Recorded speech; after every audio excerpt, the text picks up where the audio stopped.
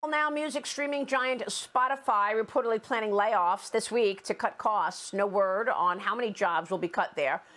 For the app's 9,000 employees. This on the coattails, of course, of Microsoft cutting 10,000 jobs. Google, 12,000 jobs announced cuts last week, setting the tone for big tech. Joining me right now is the Center for Growth and Opportunity Technology and Innovation Director, Taylor Barkley. Taylor, good to have you. Thanks very much for being here. We keep hearing that these cuts are a result of these companies overhiring before the pandemic. Is that the way you see it? And what would be a practical number in terms of job cuts that you would expect throughout this industry?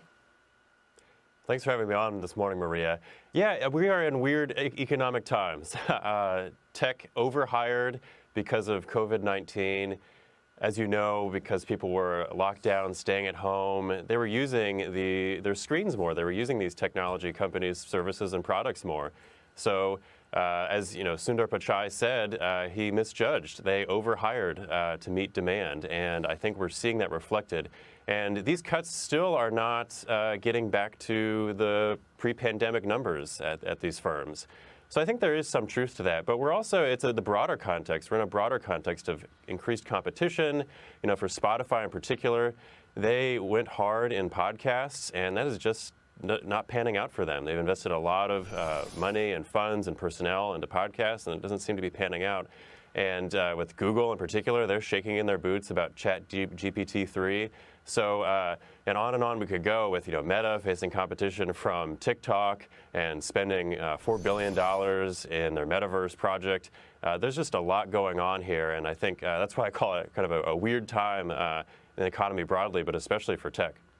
I'm glad you mentioned ChatGPT. Explain what ChatGPT is. They're getting a lot of conversation around this right now. And, when you look at Microsoft versus Google, this is another competition between them here. Yeah. Tell us about ChatGPT.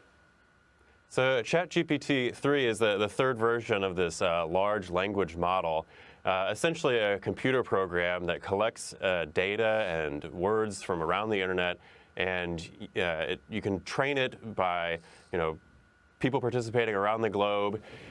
And you can ask it questions, and it spits out answers that are pretty convincing, akin to asking like an expert friend on maybe how to make the best lasagna or how to program the lights in your house. And it's really rather impressive, and it's free to use, at least so far, via OpenAI, the developing company of ChatGPT, and further iterations are expected. So Google, of course, has been involved in AI for the last number of years, and they see this as a threat to their search engine model.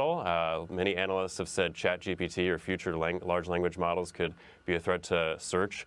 That Google is, the core of their business. So they want to reassert their dominance at the top of the AI debate.